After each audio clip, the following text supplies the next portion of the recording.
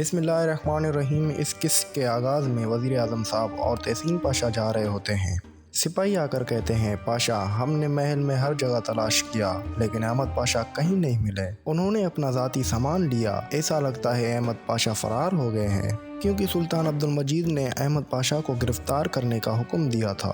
وزیر اعظم کہتے ہیں، اسے ہر جگہ تلاش کرو، میں اسے ڈھونڈنا چاہتا ہوں، اگر ضروری ہو تو طاقت کا استعمال کریں۔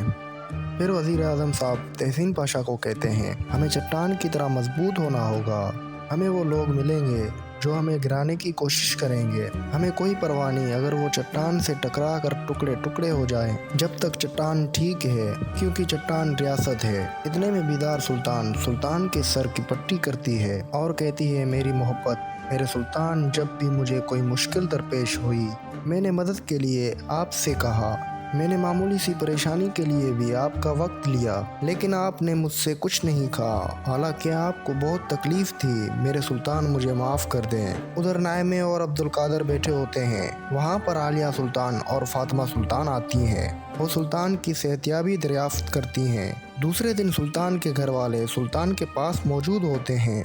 سلطان کہتا ہے، مجھے وضو کرنا ہے، مجھے دیر ہو گئی ہے۔ بیدار سلطان کہتی ہے، سلطان آپ اٹھ نہیں سکتے۔ سلطان کہتا ہے، مجھے نماز پڑھنی ہے، میری نماز قضا ہو گئی ہے۔ ادھر وہ ڈاکٹر جو اسماعیل پاشا کا علاج کرنے آیا تھا، وہ کہتا ہے، گولی اس کے کندھے سے گزری ہے، یہاں مرہم موجود ہے، اس کے زخم پر لگائیں گے تو بہتر ہو جائے گا۔ اسماعیل پاشا کہتا ہے، ہمارے سلطان کو پریشانی ہوگی جب انہوں نے سنا ہوگا مجھے گولی مار دی گئی ہے، ہمیں انہیں بتانے کی ضرورت ہے۔ منیاس افندی کہتا ہے، آپ کی جان کو خطرہ ہے، آپ باہر نہیں جا سکتے۔ اسماعیل پاشا کہتا ہے، گلی میں رپورٹر کو مارنا ہمارے سلطان کے منصوبے کا حصہ تھا۔ منیاس افندی کہتا ہے، احمد پاشا نے آپ کو گولی کیوں ماری؟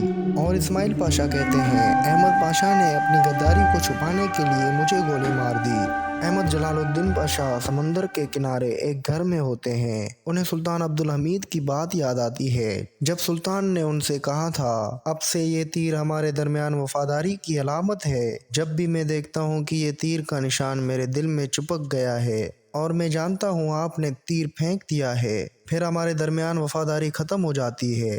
جیسے وزیر اعظم صاحب تحسین پاشا کو پاشاؤں کو اکٹھا کرنے کا کہا تھا، اتنے میں محمود پاشا کہتے ہیں، یہ وزیر اعظم ہمیں انتظار کرواتا رہتا ہے، وہ خود کو بادشاہ سمجھتا ہے۔ پھر وہاں وزیر اعظم صاحب تشریف لاتے ہیں۔ محمود پاشا کہتے ہیں، وزیر اعظم صاحب آپ نے ہمیں اکٹھا کر کے اچھا کام کیا۔ وزیر اعظم صاحب سب سے پہلے سلطان کی صحت کا دریافت کرتے ہیں اور تحسین پاشا بتاتے ہیں کہ سلطان ابھی آرام کر رہے ہیں اور انہیں مزید آرام کی ضرورت ہے۔